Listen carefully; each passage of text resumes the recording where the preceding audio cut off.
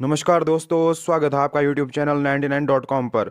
दोस्तों, इस समय की जो सबसे बड़ी खबर आ रही है ना, उसको सुनकर शायद आपको पहली नज़र में लगेगा भारत को बहुत ज़्यादा नुकसान उठाना पड़ रहा होगा, लेकिन ऐसा नहीं है। दरअसल भारत को कच्चे लोहे का निर्यात घटकर जीरो पर आ गया है और ये भारत के लिए बहुत ज़्यादा फायदेमंद है। अब आप ये सोच रहे होंगे कहीं ये इंसान पागल तो नहीं हो गया है। एक तो लोहे का निर्यात घट गया है जिसकी वजह से भारत का विदेशी मुद्रा भंडार घटेगा, भारत के व्यापारियों का नुकसान होगा और ये कह रहा है कि ये बहुत बड़ी खुशखबरी है। तो दोस्तों, मैं बता दूं कि ये वाकई में बहुत बड़ी खुशखबरी है और अब मैं आपको एक खुशखबरी बताऊंगा तो आप भी खुशी से झूम उठेंगे, इसलिए वीडियो को अंत तक जरूर देखना। चलिए तो दोस्तों, शुरू करते हैं बिना किसी देरी के। दोस्तों, मैं आपको ये बता दूं कि दुनिया की जितनी भी बड़ी अर्थव्यवस्था होती है उनका आधार होता है इंफ्रास्ट्रक्चर। जब तक हम अपने देश में बड़ी बड़ी बिल्डिंगें नहीं बनाएंगे, अच्छे रेल रोड और पुल नहीं बनाएंगे, तब तक देश का विकास हो ही नहीं सकता।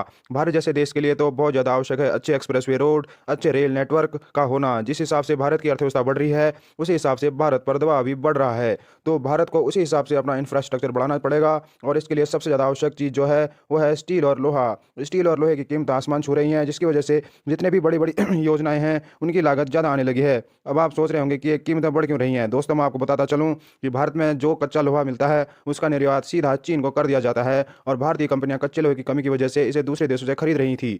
भारतीय व्यापारी पैसों के लालच में कच्चा लोहा सीधा चीन को बेच रहे थे। जब हम इस बात पर सरकार पर भी असर पड़ने लगा तो सरकार कच्चे लोहे पर 50% तक एक्सपोर्ट ड्यूटी लगा दी और इसको एक्सपोर्ट घटकर 0% पर आ गया, जिसकी वजह से भारत की स्टील कंपनी को सस्ते दरों पर कच्चा लोहा मिलने लगा। हम सबको शुक्रगुजार होना चाहिए भारत की फाइनेंस मिनिस्ट्री और भारत सरकार का, जिसकी वजह से मार्केट में स्टील के रेट कम होने लगे हैं और सभी